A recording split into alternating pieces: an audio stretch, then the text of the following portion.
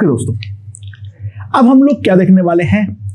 The concept of mutual capacitance और the capacitance of a system. अभी तक हमने डिस्कस किए हैं regarding the capacitance of a body. अब हम लोग डिस्कस करेंगे regarding the capacitance of a system. अरे देखो, बहुत सारे केसेस में इनफैक्ट जो हमारा स्फेरिकल आइसोलेटेड स्फीयर के अलावा बाकी हर केसेस में जो हमारा V इंफिनिटी है वो निकालना बहुत ही ज्यादा मुश्किल होता है, क्योंकि हम जानते हैं जो स्ट्रेट वायर्स या फिर पैरेलल प्लेट्स, इन सब के लिए हम V इंफिनिटी को जीरो नहीं मान सकते हैं। इसीलिए इनका पोटेंशियल्स का कोई फॉर्मूला हमने इलेक्ट्रोस्टैट्स में नहीं किए थे।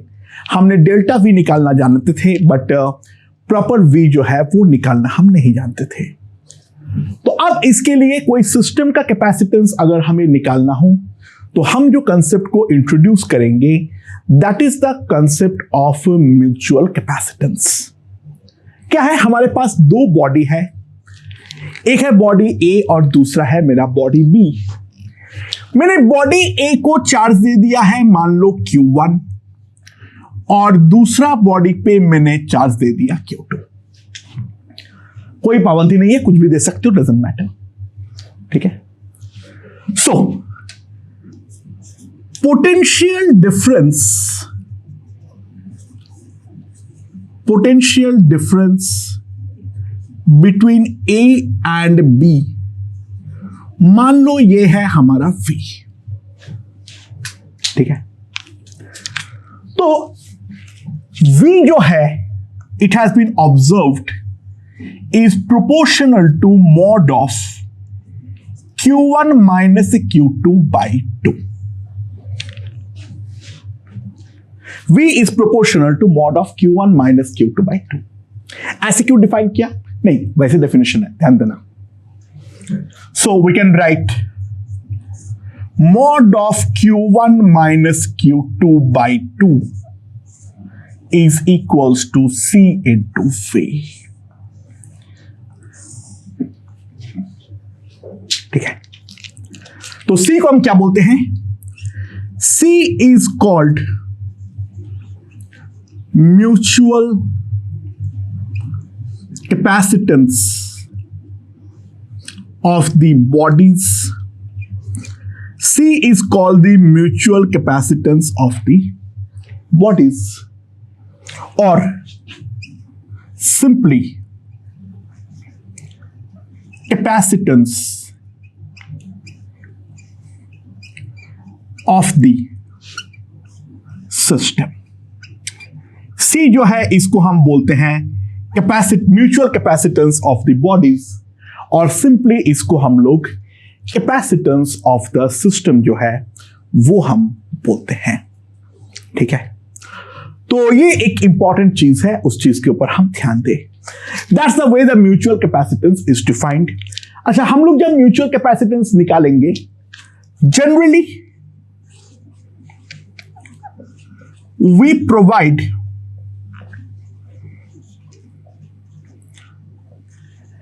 plus Q and minus Q to the bodies। यानी Q1 जो है इसको हम लोग मान लो प्लस Q दे दिए, और Q2 जो है वो हमारा माइनस Q दे दिए। ठीक है। तो इलेक्ट्रिक फील्ड कैसे जाएगा? प्लस से माइनस की तरफ जाने वाला है, कुछ इस तरीके से। रैंडम इलेक्ट्रिक फील्ड लाइंस होंगे, इसके बारे में हम कुछ नहीं कह सकते, बट कुछ इस प्रकार के तो होंगे। ठीक है। सो अगर Q1 मेरा प्लस Q है और Q2 जो है वो मेरा माइनस Q है, तो mod of Q1 minus Q2 by 2 is equals to Q। तो हम सिंपली लिखते हैं in that case Q is equals to C into V। But ध्यान देना, Q जो हमारा है, दोनों सिस्टम में से एक को तुम प्लस Q दोगे तो दूसरे को माइनस Q दोगे। ऐसा नहीं है एक को Q दोगे और तुम दूसरे को 0 दोगे, नहीं, वहां पे फिर Q by 2 के साथ हमें करना पड़ेगा। ठीक है। हम दोनों सिस्टम को equal and opposite charge provide करेंगे, तो इन दैट केस हमारा ये डेफिनेशन हमारा वैलिड होगा। ठीक है, म्यूचुअल कैपेसिटेंस हम अलग से बोलेंगे नहीं, वो हमारा अंडरस्टूड रहेगा। म्यूचुअल कैपेसिटेंस जो है वही हमारा एक सिस्टम का कैपेसिटेंस जो है वो चीज हम बोलते हैं। ठीक है, we can be computed either directly or via integral E.dl। दोनों तरीका है, जो भी तरीके से तुम्हें करना है उस चीज के सहारे हम निकालेंगे। अब हम कुछ स्टैंडर्ड सिस्टम का जो कैपेसिटेंस है वो स्टैंडर्ड सिस्टम का कैपेसिटेंस हम देखने वाले हैं। तो सबसे पहला जो है वो है हमारा स्फेरिकल कैपेसिटर्स। ठीक है, now what is a spherical capacitor? ध्यान दो, हमारे पास दो कंसेंट्रिक मेटालिक स्फेरिकल शेल्स है। हमारे पास दो कंसेंट्रिक स्फेरिकल मेटालिक शेल्स है। तो यहां पर है, मान लो क्या है, एक ए है मेटालिक शेल और दूसरा हमारा बी है। जो ए का रेडियस है वो है मेरा स्मॉल ए और बी का जो रेडियस है वो है हमारा स्मॉल बी। ठीक है, राइट नाउ एक काम करते हैं, अंदर पे जो है वो हमारा अंदर एयर ऑब्लिक वैक्यूम है और ये दोनों हमारा क्या हो गया है, ये दोनों है हमारा कंसेंट्रिक मेटालिक शेल्स। ठीक है, हम निकालेंगे find mutual capacitance of A and B. दोनों बॉडी का जो म्यूचुअल कैपेसिटेंस है वो निकालो। ठीक है, तो अब ये सी बात है, दोनों बॉडी में से एक को मैं प्लस क्यू दे दूंगा। मान लो मैंने ए को दे दिया प्लस क्यू और बी को मैंने दे दिया माइनस क्यू। ठीक है, सो ऑब्वियस सी बात है, ए हमारा हायर पोटेंशियल पे है, बी हमारा लोअर पोटेंशियल पे होगा। सो हम लिखेंगे जो Q1 माइनस Q2 बाई 2 उसका mod that is Q, that will be equals to C into the potential difference VAB. That is what I can write. ठीक है, स्फेरिकल के केस में दोनों में से कोई भी एक तरीके से कर लो, इट डजंट मैटर। मान लो यहां से है, फिर यहां से है, यहां से है और फिर यहां से है। इस तरीके का इलेक्ट्रिक फील्ड है। तुम इलेक्ट्रिक फील्ड के सहारे भी कर सकते हो या फिर तुम चाहोगे तो डायरेक्टली V और VB भी लिख सकते हो, कोई फर्क नहीं पड़ता है, दोनों से एग्जैक्टली सेम आएगा। तो what will be the potential of A? ध्यान देना, A जो है वो खुद के रेस्पेक्ट में सरफेस का पॉइंट है, तो वहां पर तो मेरे पास सिंपली आ जाएगा Q by 4 pi epsilon naught A और B के लिए वो एक इनसाइड पॉइंट है, तो जो B का सरफेस पे होगा वही कंट्रीब्यूशन इस पे आने वाला है, Q minus Q by 4 pi epsilon not B। ठीक है, सो मेरे पास सिंपली आ जाएगा Q by 4 pi epsilon not AB into B minus A। ये हमारे पास आ जाएगा VA, the potential at point A। Similarly for the potential at point B, VB हमारे पास क्या आ जाएगा, Q by 4 pi epsilon naught A, sorry B, जो A का कंट्रीब्यूशन होगा ड्यू टू बाहरी पॉइंट्स और B के खुद के लिए तो सरफेस का पॉइंट है, माइनस क्यू बाई 4πε0b होना भी चाहिए। दोनों इक्वल एंड ऑपोजिट चार्ज है, सारे इलेक्ट्रिक फील्ड यहीं पर कन्फाइंड होगा, बाहर तो कोई इलेक्ट्रिक फील्ड जाएगा नहीं, और बाहर अगर इलेक्ट्रिक फील्ड नहीं जाएगा तो सिंपल सी बात है, जो इनफाइनाइट का पोटेंशियल होगा वही बी का सरफेस पोटेंशियल होना चाहिए, और स्फीयर के केस में तो वो जीरो मानते हैं। तो डेफिनेटली वी और वी बी हमारा इस तरीके से आ चुका है। So V A B is simply V A minus V B, that is q into b minus a by 4πε0 ab। तो q हमारे पास आ जाएगा 4πε0 ab b minus a into vab, right. तो हमारे पास C जो आ जाएगा वो क्या आ जाएगा, that will be simply 4πε0 AB by B minus A। ठीक है, please remember this formula, we have to remember this formula. ये हम डायरेक्टली इस्तेमाल करेंगे। तो स्फेरिकल कैपेसिटर का जो हमारा कैपेसिटेंस होता है that will be C and that will be given as 4πε0 AB by B minus A। अच्छा, इफ स्पेस इनसाइड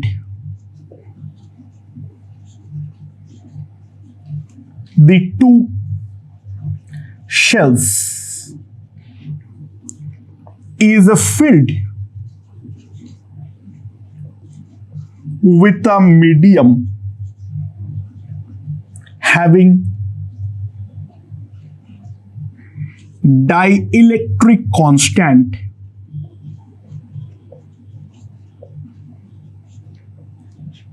K। तो बेसिकली जो हमारा रिलेटिव परमिटिविटी होगी वो एप्सिलॉन आर है, वही हमारा K है। तो हमारा इलेक्ट्रिक फील्ड जो होगा वो मेरा 1/k टाइम्स हो जाएगा, तो पोटेंशियल डिफरेंस भी 1/k टाइम्स हो जाएगा, तो कैपेसिटेंस जो है वो K टाइम्स हो जाएगा। तो वहां पे जो हमारा C आएगा that will be simply 4πε0 KAB by B minus A। हम सिंपली इस तरीके से सोच सकते हैं। ठीक है, और क्या वेरिएशन हो सकता है इस पे। मान लो जो हमारा डाइइलेक्ट्रिक है, जो हमारा डाइइलेक्ट्रिक है इज विदिन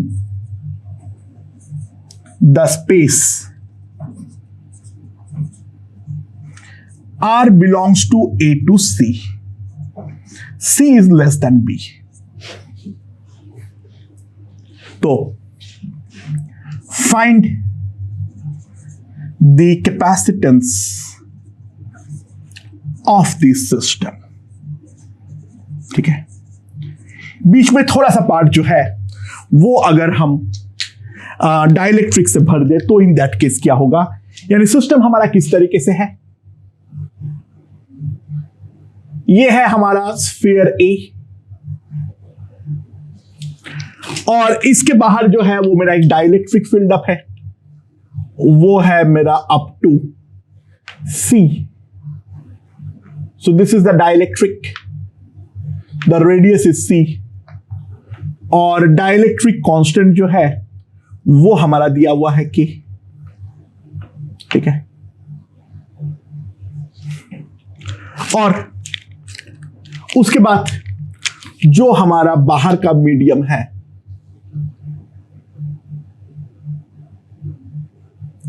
बाहर का जो हमारा स्फीयर है B, इसको पूरी तरीके से घेर रखा है, इसके बीच में तो हमारा एयर है।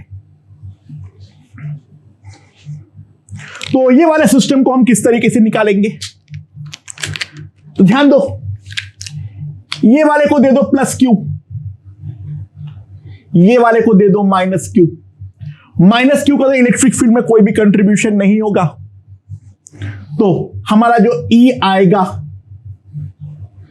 देखो अंदर जो होगा वो तो हमारा जीरो होगा, वो तो ऑब्वियस है, और इसके बाहर भी जो होगा वो हमारा जीरो होगा, क्योंकि क्यू एनक्लोज जीरो है तो बाहर तो कोई इलेक्ट्रिक फील्ड हमारा एग्जिस्ट नहीं करेगा, दैट्स फॉर श्योर।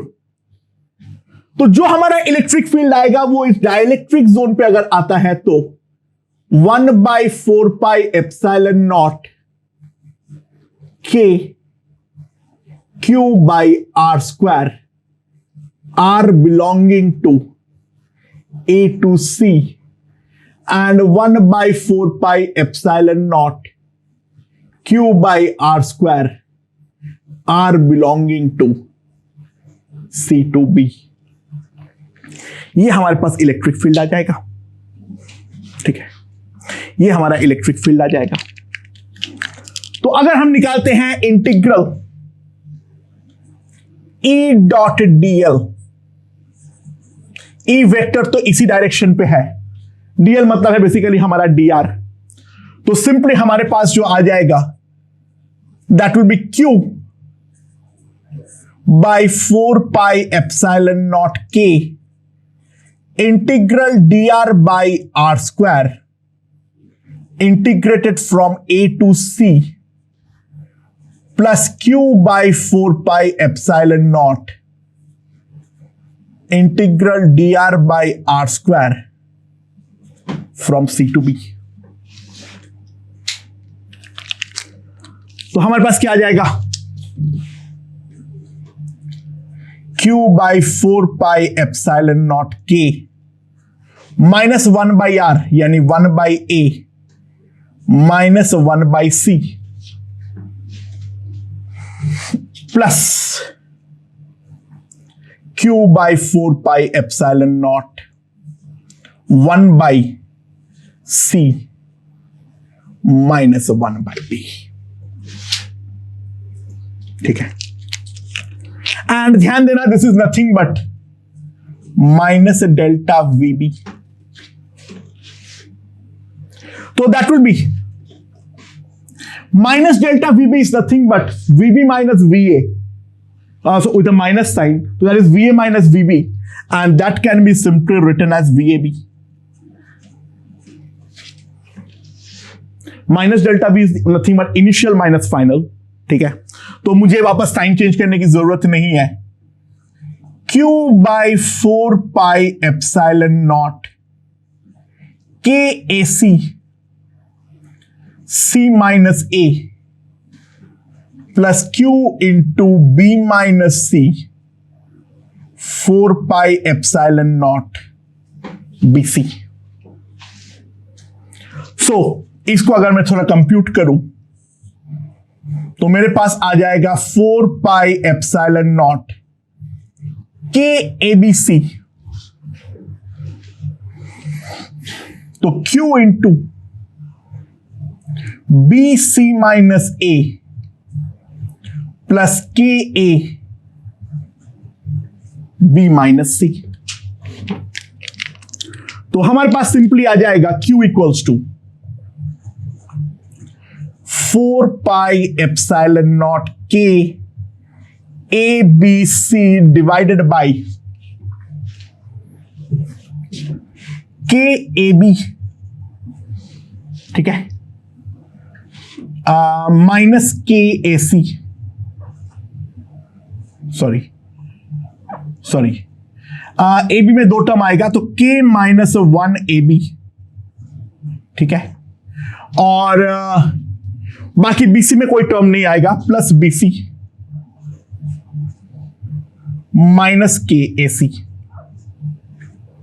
ये हमारे पास आ जाएगा, ठीक है। So that will be the Q into VAB। तो जो हमारा कैपेसिटेंस ऑफ द सिस्टम आ जाएगा C, that will be simply equals to 4 pi epsilon naught K ABC से डिवाइड कर दो 1 बाई ए माइनस के बाई बी प्लस के minus 1 divided by c. This can be also written in this format for more symmetry. 4 pi epsilon naught k 1 by a minus 1 by c minus k into 1 by b minus 1 by c. So that will give me the capacitance of the system if the dielectric is there. तो वो कुछ अलग चीज नहीं है. अगर dielectric डाल दूंगा तो इलेक्ट्रिक फील्ड का फंडे से हम लोगों को आगे जाना पड़ेगा. मेरे ख्याल से ये बेसिक बात जो है वो समझ में यहां पर आ चुका है. अच्छा बाय द वे एक चीज ध्यान दो, जो हमारा C आ गया था वो आ गया था यहां पर 4 pi epsilon naught A B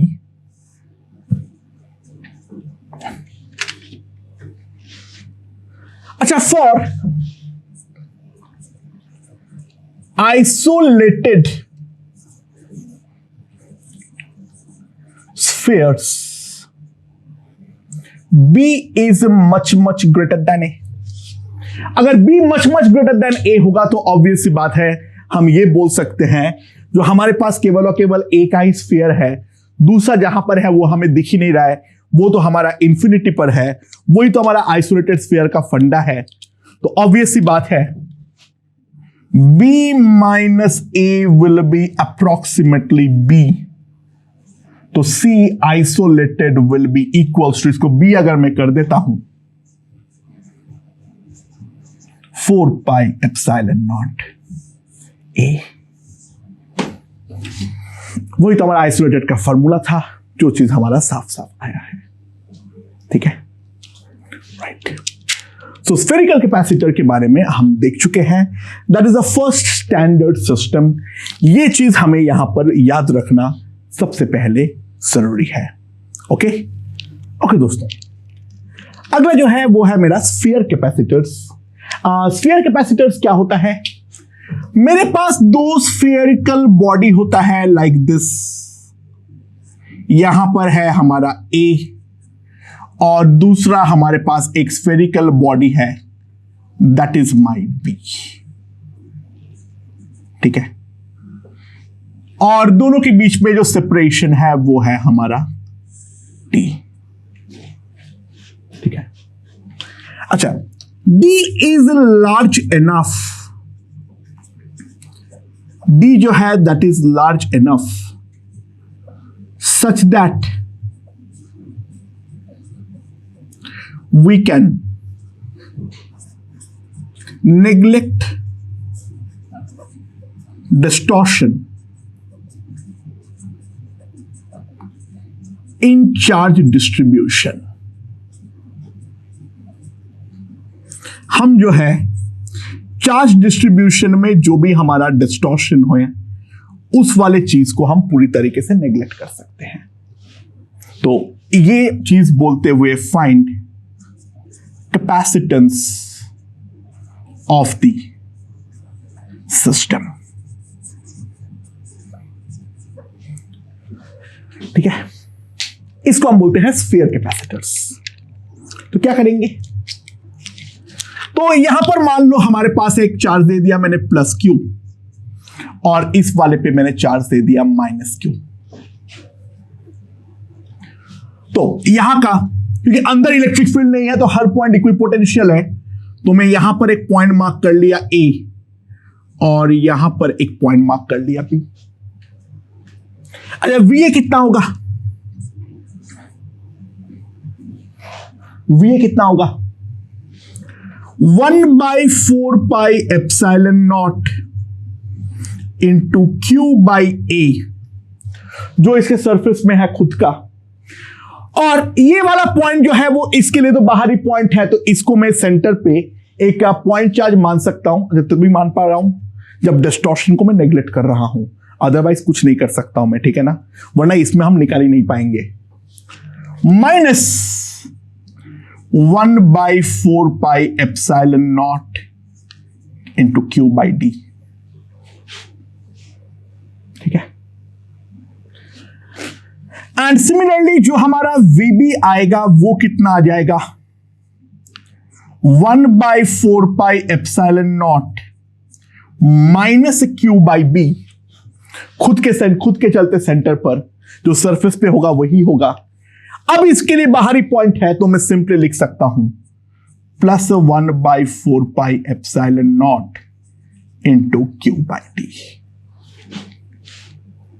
तो हमारे पास सिंपली जो आ जाएगा that is VA minus VB, that will be Q/4πε0 1/A plus 1/B, और इसी को तो हम बोल सकते हैं VAB। तो simply what we can write is Q will be equals to 4πε0 1/A plus 1/B minus 2/D into VAB। ये हमारे पास आ जाएगा Q।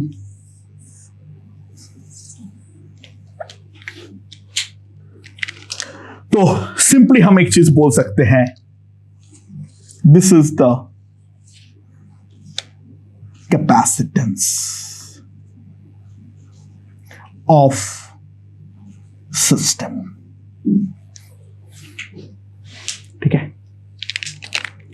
अच्छा, स्पेशल केस इस पे नॉर्मली जो केस हम लोग सामना करेंगे, if D is much much greater then AB, तो C जो हमारे पास आ जाएगा, अगर ये होता है तो 2/D को हम टेंडिंग टू 0 बोल सकते हैं। तो इन दैट केस जो हमारा C होगा वो हमारे पास हो जाएगा 4πε0 1/A plus 1/B, that will be 4πε0 AB by A plus B. So that will be the capacitance of a sphere capacitor if the two balls are very far separated. Otherwise अगर in general निकालने बोलेगा ये है, हाँ, लेकिन distortion वाला factor हम neglect करेंगे, यानी D को एनी हाउ लार्ज होना ही पड़ेगा। तो प्रैक्टिकल लेवल पे तो हमेशा ही ये फॉर्मूला काम आएगा। ये वाला फॉर्मूला जबरदस्ती का फॉर्मूला है, ये एक्चुअल में कहीं पर काम आने वाला है नहीं। अच्छा, इसके अलावा और क्या सिस्टम बन सकता है सर? देख लो, that will be the cylindrical capacitor. ठीक है। सिलिंड्रिकल कैपेसिटर में क्या है, हम यहां पर लेंगे two coaxial infinite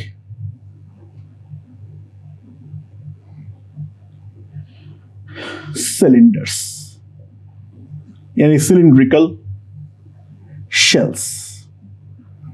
to coaxial infinite cylindrical shells. तो क्या होगा मेरे पास, ध्यान देना, यहां पर हमारे पास एक सिलेंडर है लाइक दिस।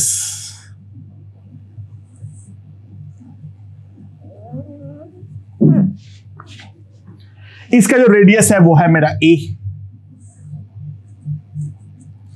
और दूसरा जो है वो है, इसका जो रेडियस है दैट इज माई B।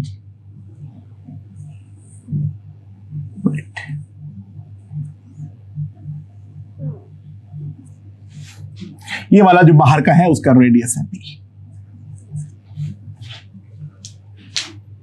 ठीक है। दोनों कोएक्सियल है। अच्छा, इस पर चार्ज जो है वो तो एक्चुअल में इनफाइनाइट आएगा, क्योंकि इसका लेंथ जो है वो तो मेरा दोनों तरफ इंफिनिटी है। What we are interested is find mutual capacitance of the system पर यूनिट लेंथ। पर यूनिट लेंथ जो है वो सिलिंड्रिकल सिस्टम का हमारा कितना होगा। इसको देखने के लिए मैंने एक काम किया, यहां पर मेरे पास प्लस लैम्डा दे दिया, यहां पर मैंने माइनस लैम्डा दे दिया। जो हमारा इलेक्ट्रिक फील्ड होगा वो तो हमारा इस तरीके से दोनों के बीच में होगा, राइट। यानी अगर मैं टॉप व्यू देखूं, यहां पर है मेरा रेडियस बी, यहां पर जो है वो है मेरा रेडियस ए। तो बेसिकली मेरा जो इलेक्ट्रिक फील्ड होगा वो इलेक्ट्रिक फील्ड तो हमारा इस तरीके से को एक्चुअली बाहर निकलेगा रेडियली आउटवर्ड, ठीक है, प्लस लैम्डा से माइनस लैम्डा की तरफ।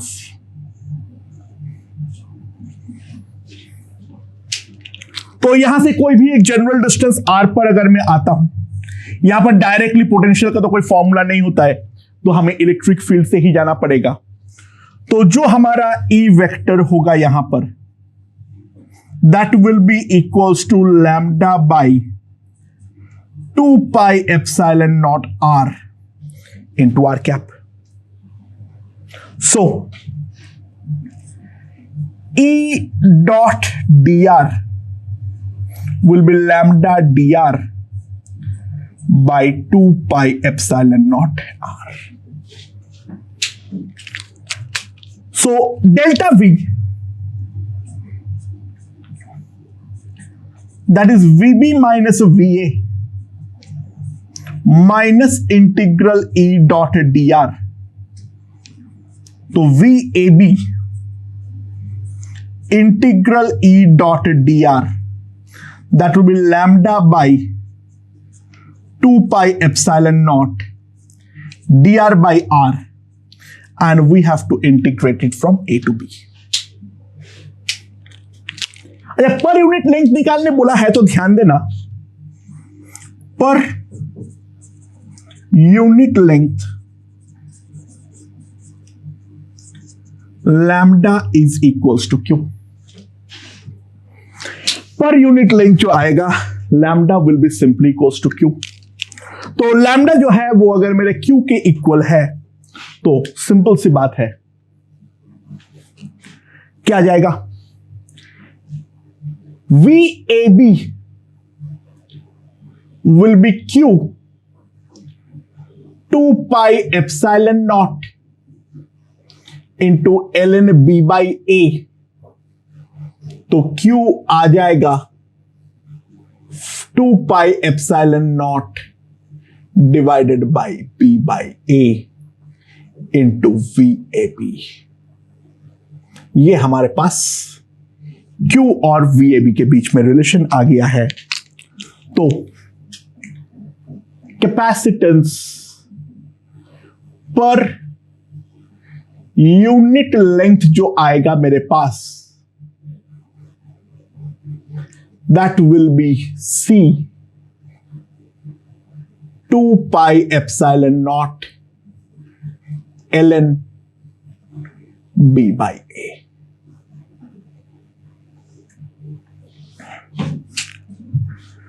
ठीक है। नाउ फॉर लेंथ L जो हमारा कैपेसिटेंस आएगा, तो वहां पे उसके लिए तो सिंपली लैम्डा को Q बाई L लिखूंगा। तो एक नीचे मेरा 2 पाई एप्सिलॉन नॉट L के साथ 2 पाई एप्सिलॉन नॉट के साथ एक L का टर्म पैदा होगा। तो L लेंथ के लिए जो हमारा कैपेसिटेंस होगा सिलिंड्रिकल वाले का, that will be 2 pi epsilon naught L ln B minus A। तो ये है मेरा सिलिंड्रिकल कैपेसिटेंस का, कैपेसिटर का कैपेसिटेंस। ये चीज भी हमें याद होनी चाहिए। Next up, that is the wired capacitors.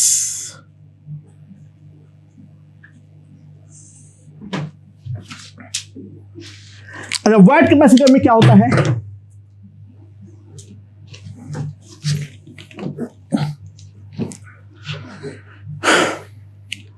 Okay, so next up is watt capacitor. Watt capacitor में क्या होता है? हमारे पास दो इनफाइनाइट थिन वैट्स है। हमारे पास दो इनफाइनाइट थिन वैट्स है इस तरीके से। दोनों का लेंथ इनफाइनाइट है। ये वाला है माइनस इंफिनिटी, ये जा रहा है प्लस इंफिनिटी में। इसका रेडियस जो है वो है मेरा आर। और सिमिलरली यहां पर भी हमारे पास क्या है? दूसरा और एक हमारा वायर है इस तरीके से। सो यहां पर इस तरफ जो है इंफिनिटी, यहां पर भी है माइनस इंफिनिटी। इसका भी रेडियस जो है वो आर है। ठीक है, इन दोनों के बीच का जो सेपरेशन है that is D. D is much much greater than are.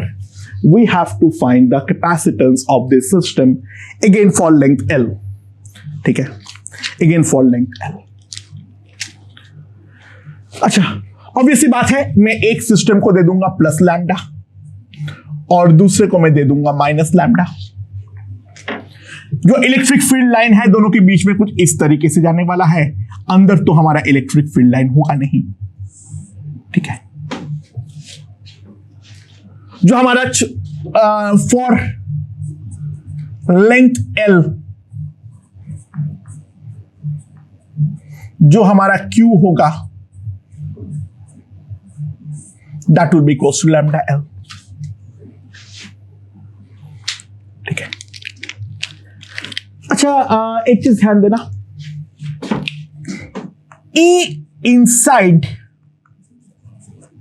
will be equals to 0 for both the vats। ये अंदर तो शेल है, तो ऑब्वियसली बात है अंदर का इलेक्ट्रिक फील्ड जो होगा वो तो हमारा डेफिनेटली 0 ही होने वाला है। तो E inside will be equals to 0 for both the vats। सबसे पहले हम इस बात को यहां पर समझ ले। ठीक है, अच्छा, एक बार जब हम इस बात को समझ गए हैं तो बाकी जो मेरा कोई भी यहां से अगर डिस्टेंस x पर मैं आता हूं तो जो हमारा इलेक्ट्रिक फील्ड होगा E वो कितना हो जाएगा? Lambda by 2 pi epsilon not x इसके कारण टुवर्ड्स दिस डायरेक्शन। ठीक है, और माइनस लैम्डा के भी तो खुद के कारण इसी तरफ होगा, तो plus lambda by 2 pi epsilon not d minus x. ये हमारा कोई भी जनरल पॉइंट पर इलेक्ट्रिक फील्ड है, तो हमारे पास जो integral E vector dot dx vector आएगा, ठीक है, so that will be simply lambda by 2 pi epsilon naught integral dx by x। कहां से कहां तक इंटीग्रेट होगा? x का इनिशियल वैल्यू r से फाइनल वैल्यू d तक, plus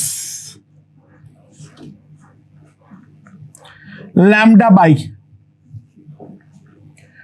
2 pi epsilon not dx by d minus x again r से। यहां पर जो हम x का वैल्यू पुट करेंगे, d मत पुट कर दो। एक्चुअल में यहां पर अगर हम ध्यान दें, फ्रैंकली स्पीकिंग हमें यहां पर d माइनस आर तक करना चाहिए। ठीक है, d माइनस आर हमारा उसको हम d मान लेंगे, बट एक्चुअल में यहां पर अगर इंटीग्रेट करेंगे तो हमें r से d माइनस आर तक इंटीग्रेट करना पड़ेगा, क्योंकि यहां से इसके सरफेस तक तो हम इंटीग्रेट करेंगे। That is not exactly d।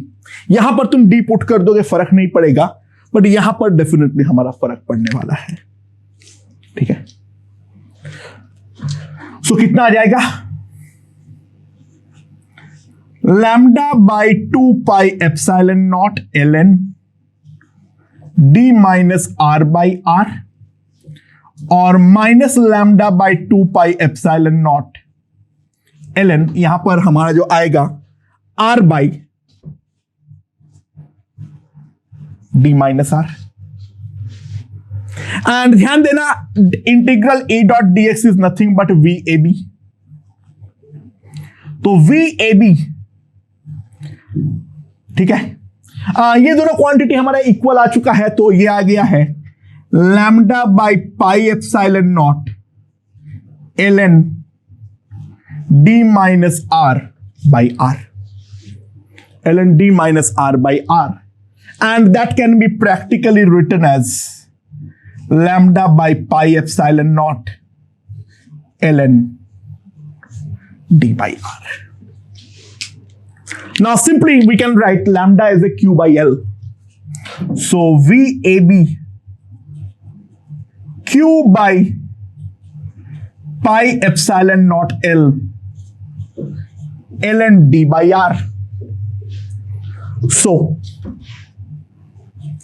VAB will be Q will be pi epsilon naught L by ln d by r into VAB. This is what we can write.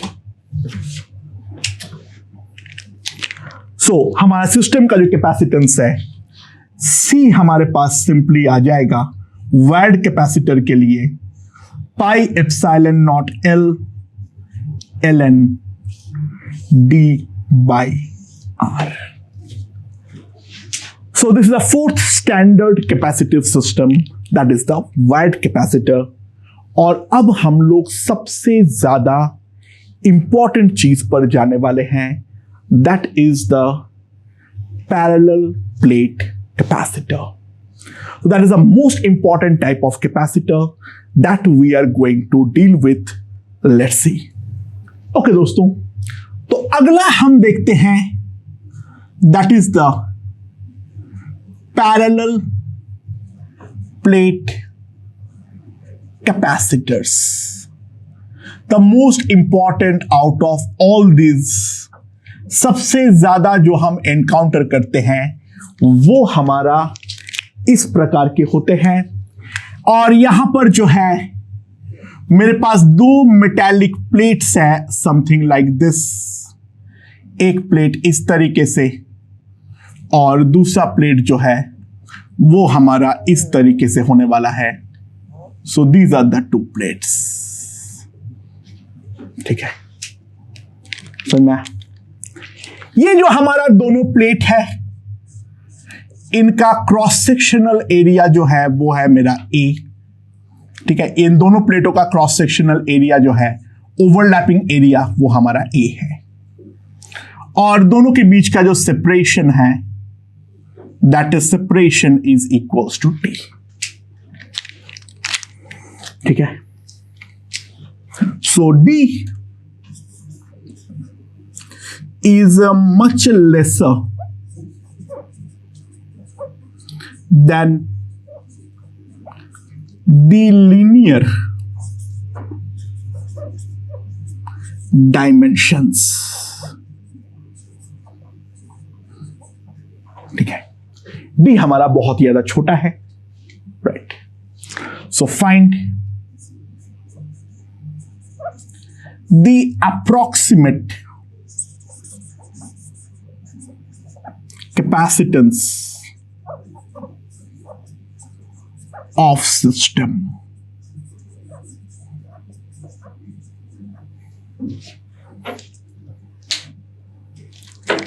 Why approximate? ध्यान देना, as D is very small,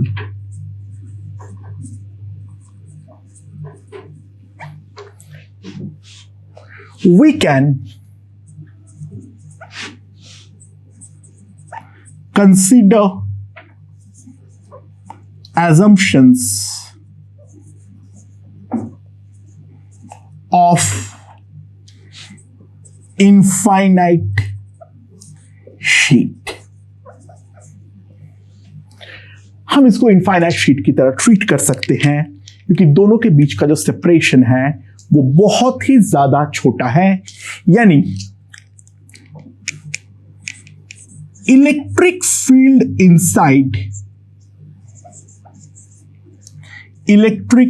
inside can be considered to be uniform. Electric field inside can be simply considered to be uniform. ठीक है, right. तो electric field जो है वो अगर मेरा यूनिफॉर्म है तो ध्यान देना किस तरीके से होगा। मेरे पास दो प्लेट्स हैं लाइक दिस, ये वाले को मैं चार्ज दे दूंगा प्लस क्यू, ये वाले को जो है मैं चार्ज दे दूंगा माइनस क्यू। तो हम ये मानेंगे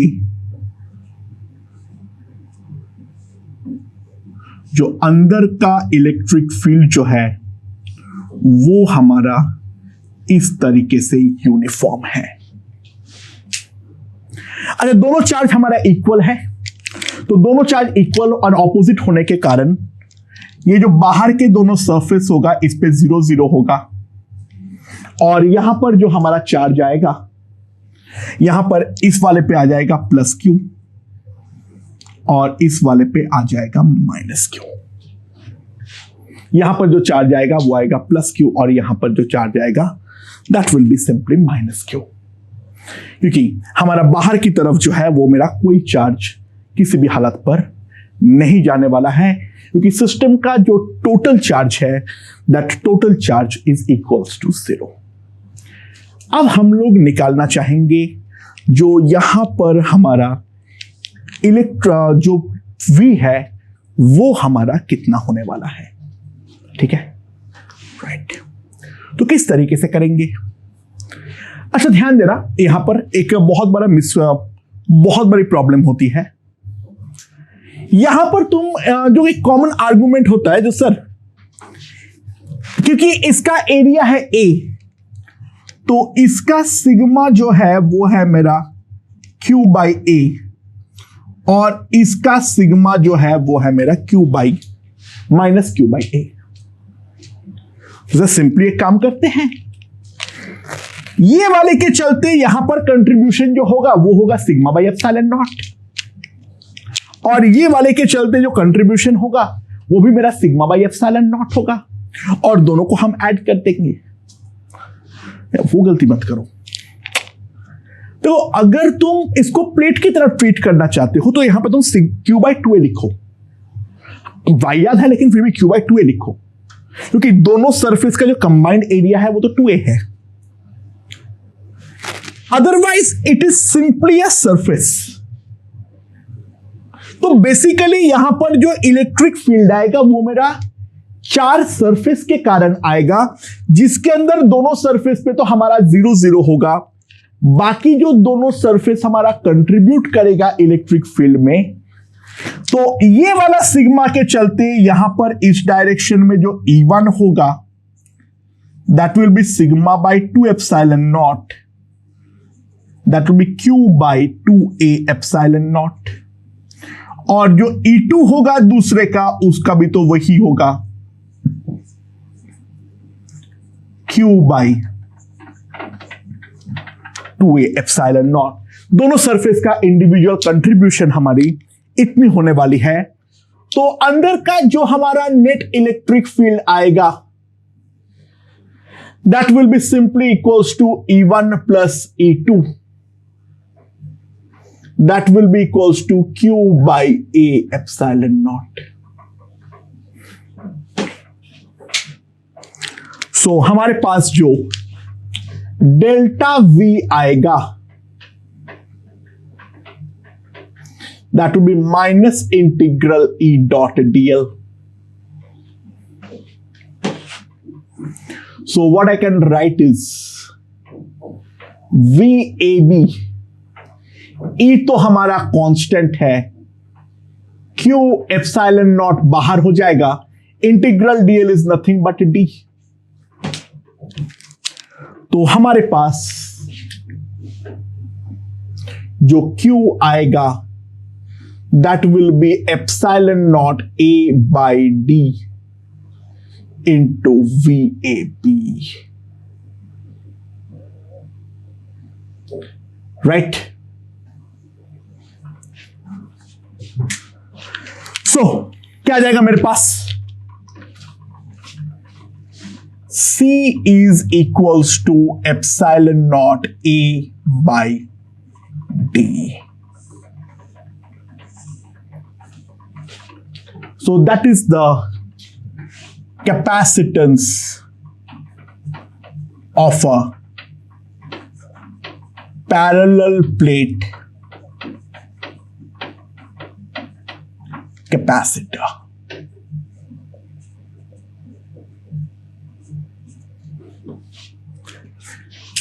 So that is the capacitance of a parallel plate capacitor.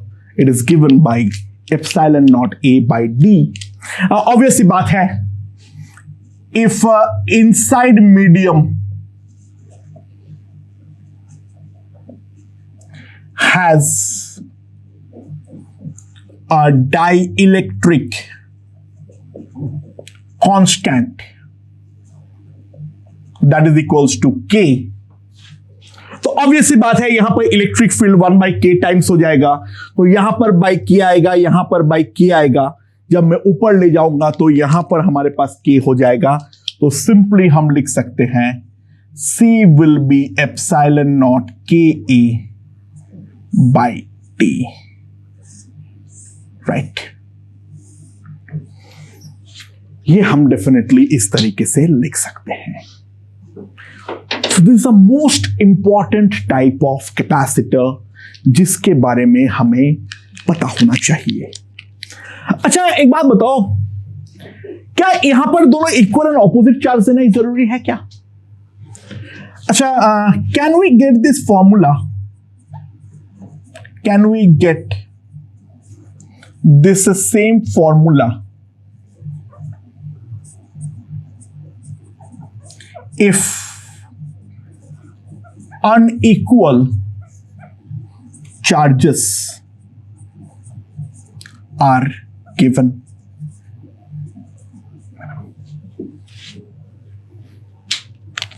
Let's see. So ये है हमारा दो पैरेलल प्लेट कैपेसिटर, बाकी सब कुछ सेम ही है. ये दोनों हमारा कैपेसिटर का प्लेट है.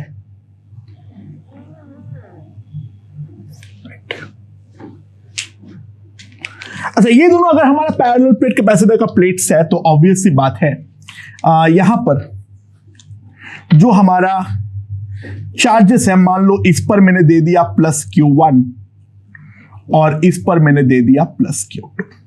नेट चार्ज मैंने ये दोनों सप्लाई कर दिया. ठीक है, तो बाहरी सरफेस पे कितने आएंगे? बाहरी सरफेस पे हम जानते हैं जो सिस्टम का टोटल चार्ज, क्योंकि कुछ कनेक्टेड नहीं है तो सिस्टम का टोटल चार्ज बाई 2 आता है.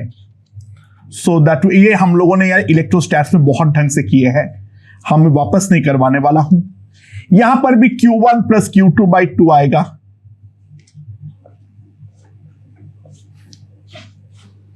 और बाकी यहां पर जो आएगा that will B Q1 minus this, Q1 minus Q2 by 2, और यहां पर जो आएगा that will be minus Q1 plus Q2 by 2. तो ऑब्वियसली बात है यहां पर हमारे पास अगर सिग्मा है तो यहां पर माइनस सिग्मा है, और सिग्मा की जो वैल्यू है that is Q1 minus Q2 upon 2a. सो हमारे पास नेट जो इलेक्ट्रिक फील्ड होगा, नेट जो हमारे पास इलेक्ट्रिक फील्ड होगा, अगर हम उस चीज के बारे में ध्यान दें, that will be sigma upon 2 epsilon not into 2 sigma by epsilon not Q1 minus Q2 by 2a epsilon not. तो VAB is nothing but E into D. तो VAB हमारे पास आ जाएगा कितना? D by A epsilon not Q1 minus Q2 by 2.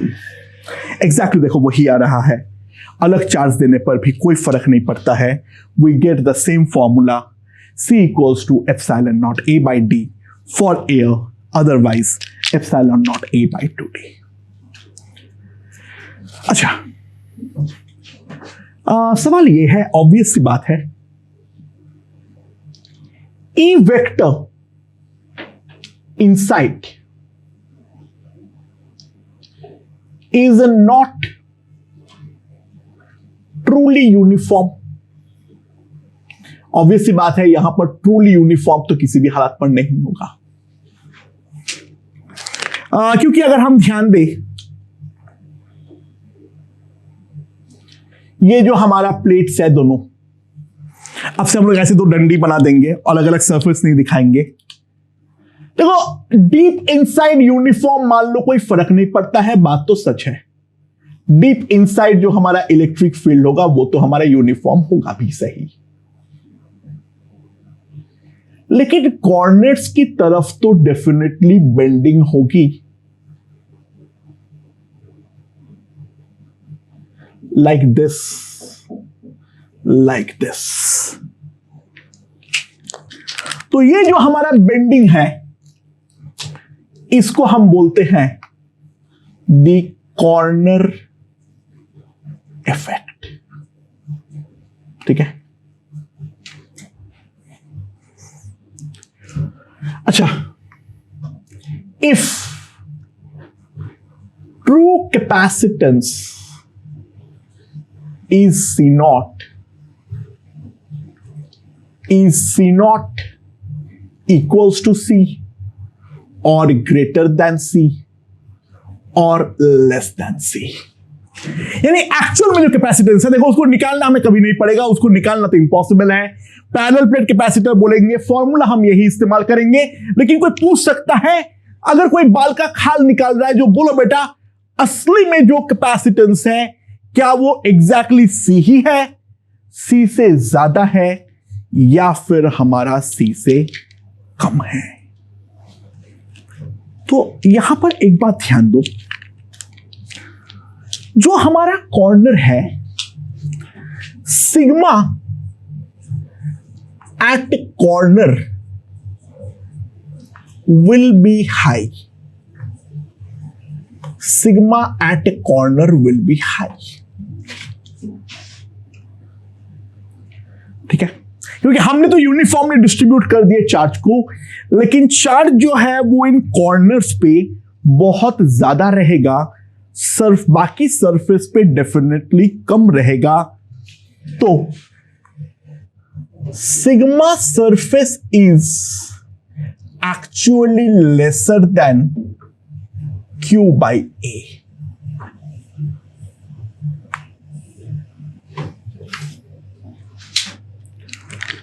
सो जो हमारा electric field होगा that will be sigma surface by epsilon naught, that will be less then,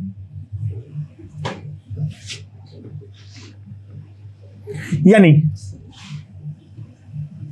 जो हमारा VAB होगा that will be less than L by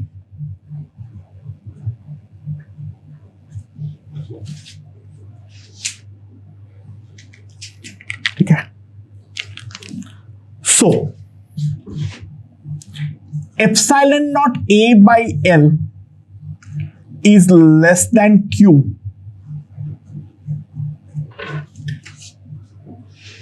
and Q by VAB is nothing but the actual capacitance। तो C naught is greater than epsilon naught A by L।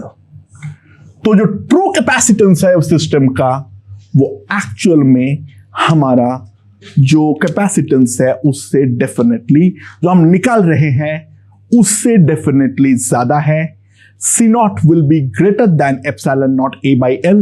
हाँ, लेकिन उसका value क्या होगा उसको के बारे में तो हम कुछ भी नहीं कह सकते हैं। ठीक है, नाउ इफ वी प्रोसीड, हम एक दो इंपॉर्टेंट चीज देखेंगे। Limiting case of spherical capacitor, यानी जो दोनों शेल्स है they are very very close apart, very very close. B और ए अप्रोक्सीमेटली हमारा इक्वल है। अच्छा, सी जो होता है वो हमारा कितना होता है, 4 pi epsilon naught A B by B minus A.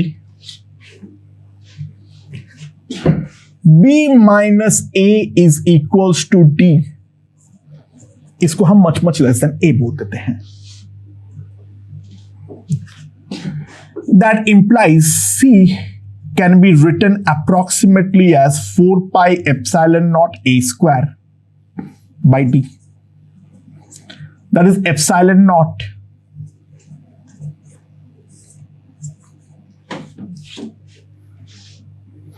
and that can be written as 4 pi A square is nothing but the surface area. तो स्फेरिकल कैपेसिटर का लिमिटिंग केस अगर दोनों प्लेट बहुत ही ज्यादा नजदीक है, इन दैट केस हमारा जो सी का वैल्यू आएगा वो भी हमारा epsilon naught A by D ही आने वाला है। Similarly if we consider the limiting case of cylindrical capacitor, यहां पर भी जो हमारा B अप्रोक्सीमेटली हमारा A है। C का फॉर्मूला क्या है वहां पर, 2 pi epsilon naught L ln B by A, B is equals to A plus D, D is very small.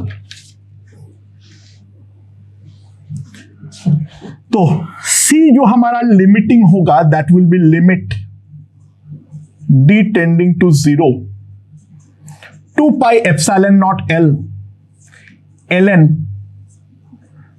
B plus A by D, sorry B plus D by A।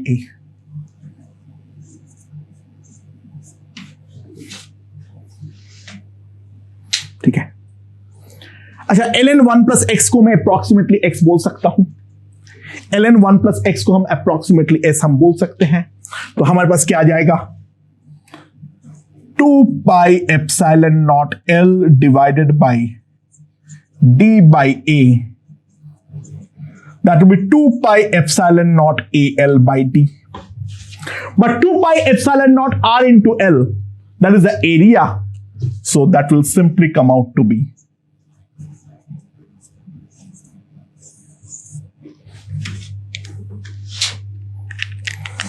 तो ध्यान देना, in if plates are very close, capacitance of system does not depend upon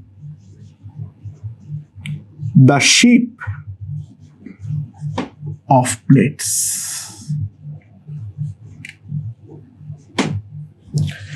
If plates are very close, then the capacitance of the system does not depend upon the shape of the plates. सबका formula जो है वो तो हमारे पास epsilon naught A by D ही होने वाला है। ठीक है, तो ये एक इंपॉर्टेंट केस है जिसके बारे में ध्यान दो। अच्छा, मान लो हमारे पास है एक नॉन पैरेलल प्लेट्स का मैथमेटिकल एनालिसिस राइट नाउ हम नहीं कर पाएंगे, लेकिन हम चार्ज डिस्ट्रीब्यूशन के बारे में जानना चाहेंगे। तो मान लो यहां पर हमारे पास है इस तरीके का 2 प्लेट है, यहां पर चार्ज डेंसिटी सिग्मा 1 है और यहां पर चार्ज डेंसिटी सिग्मा 2 है। तो हम कंपेयर करेंगे सिग्मा 1 एंड सिग्मा 2। अच्छा, ऑब्वियसली दोनों यहां के हर पॉइंट इक्विपोटेंशियल है और यहां के भी हर पॉइंट जो है वो हमारा इक्विपोटेंशियल है, तो मैं इंटीग्रल ई डॉट डीएल ऐसे करूं या इंटीग्रल ई डॉट डीएल ऐसे करूं, दोनों में डेल्टा भी हमारा सेम होना चाहिए। तो यहां का इलेक्ट्रिक फील्ड को अगर मैं E1 बोलता हूं और यहां का इलेक्ट्रिक फील्ड को अगर मैं E2 बोलता हूं, तो E2 must be greater than E1, but E is proportional to sigma, so what I can simply write is sigma 2 is greater than sigma 1. I am talking about the magnitude. Negative होगा तो obvious सी बात है inequality बदल जाएगा, but I am talking about the magnitude.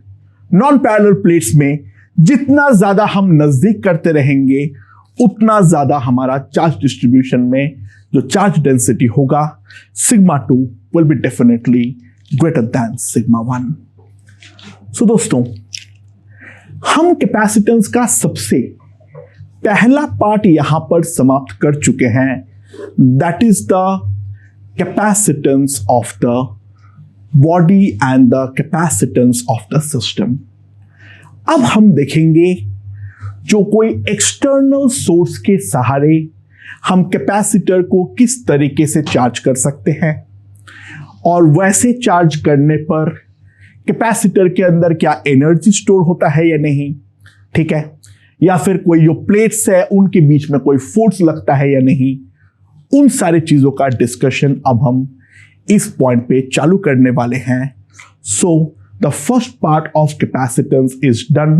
I hope this part is perfectly understood.